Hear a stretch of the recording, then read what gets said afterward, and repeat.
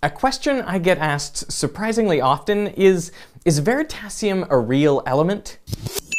Nope. I made it up.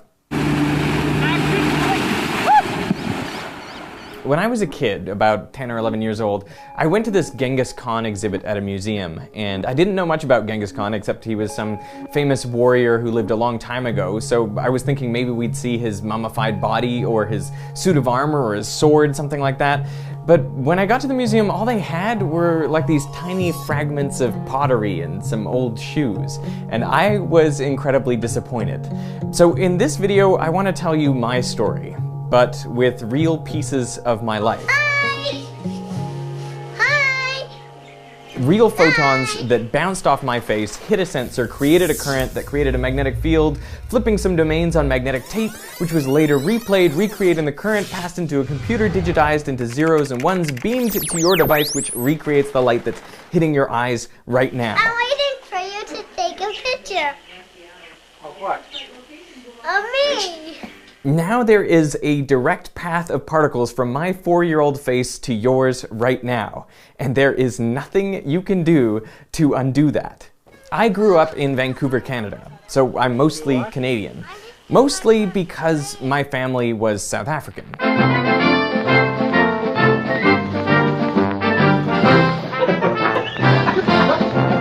After my parents got married, they moved to Vancouver, where my 2 older sisters were born. But I was born in Australia, and that's because my dad was working there as an engineer at a pulp and paper mill at the time. This is the first house where I ever lived.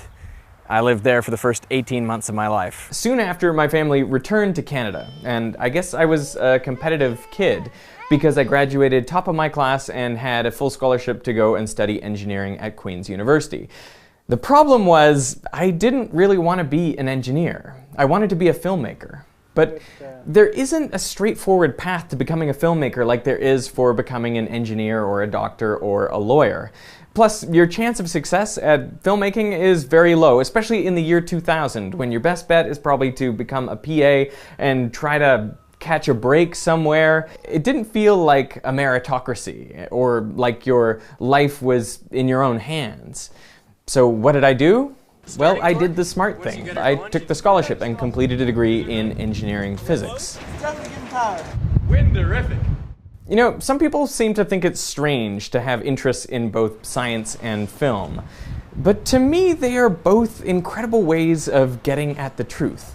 I mean, film records everything exactly as it happens, and it never changes, so it's like this perfect observation. So you can't fool yourself later, like about how I felt stifled by 4 years of engineering. I feel like I've been stifled by 4 years of engineering. Now, while I was at college, I did take a few film production courses, as many as I could squeeze into my engineering timetable.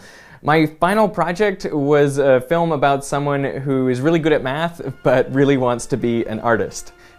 So that's really painfully autobiographical.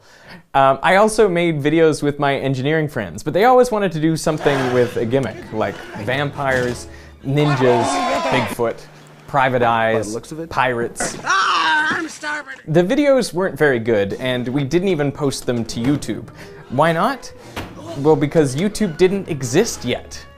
So after the engineering degree, I decided to move to Australia and go to film school. See the Lonely Planet guide and the film school application on my desk? I'm leaving in 5 days, and I've done barely anything to get ready. But once I got to Australia, I figured I needed to get a job and get some film experience before I could make a decent application. I mean, they weren't just gonna accept this Canadian engineer with some ridiculous videos.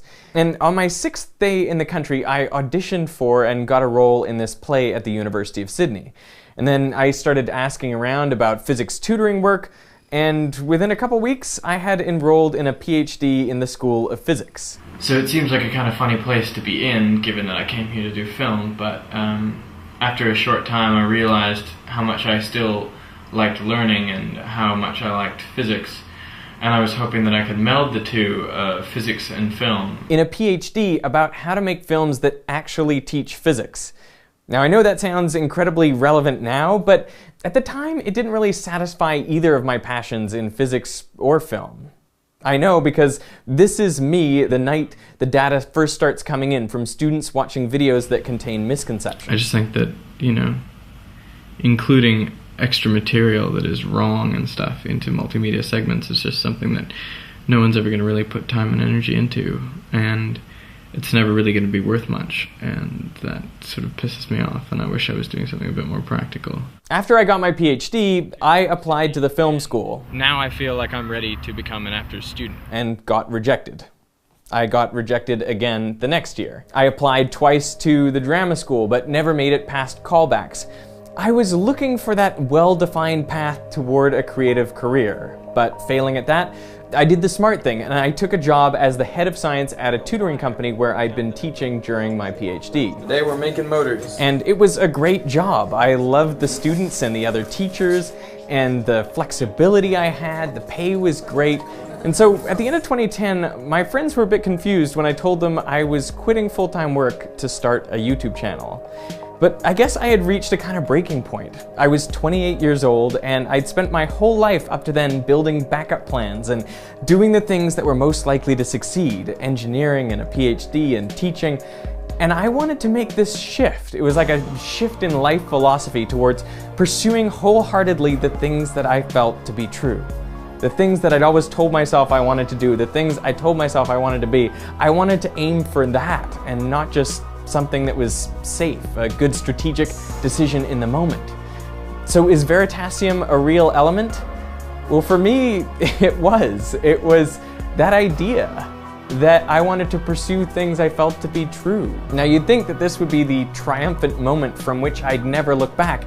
But the truth is, I wasn't very good at making YouTube videos. It attracts any object with mass towards any other object with mass. I was stiff. An online science video blog. My presentation style was unnatural and the pacing was slow. Fiji water has been recommended to me by a friend. For example, the mass of the sun. Sometimes I think it's a blessing not to know how bad you are, because if I had known, I probably would have quit, but I didn't. And so I kept working at it, and after a couple of years, well, I started making enough money on YouTube that I could stop doing all other work. So YouTube became my main source of livelihood.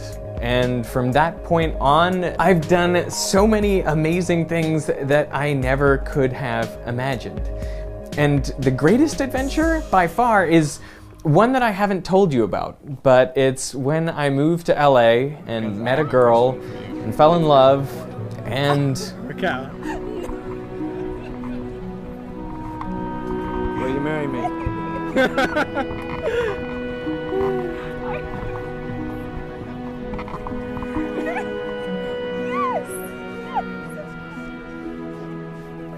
And here we are. Do you want to fly the drone? Do you want to go outside? Yeah. Okay. Now, my ability to do what I love every day is all thanks to you. And I know that may sound cheesy, but it is absolutely true that every video view and like and comment and share, all of that great stuff is what has made Veritasium, and by extension, my life, possible. So, seriously, thank you. And I guess I owe a debt of gratitude to YouTube because they've made possible something that was unimaginable in the year 2000 when I graduated from high school, and it still didn't exist in 2004 when I graduated from college. And I think about the people who are currently in high school and college, and I think, well, the job that you will have may not have been invented yet, or you may invent it.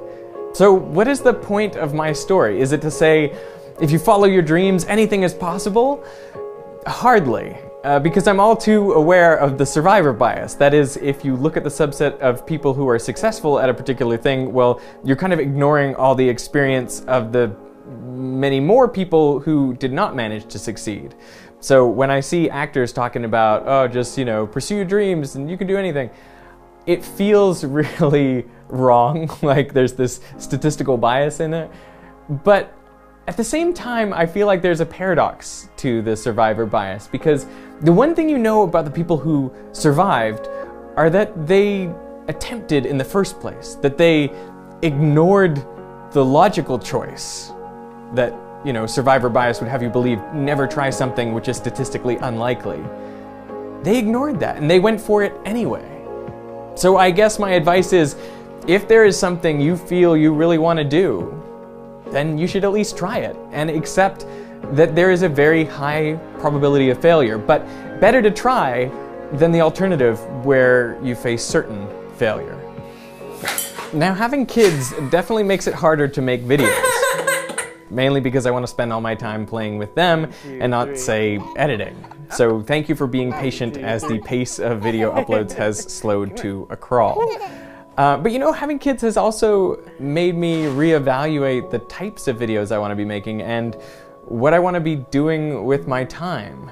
This idea of veritasium was an idea where I wanted to focus on the things I really wanted to accomplish and go straight for those. I think that's a decision you don't just make once, but you have to keep making and keep reevaluating, and that's what I'm doing. Trying to decide exactly what I want to do next for Veritasium. If you've got any ideas, leave them in the comments below. And thank you for sticking with me as this channel and I evolve.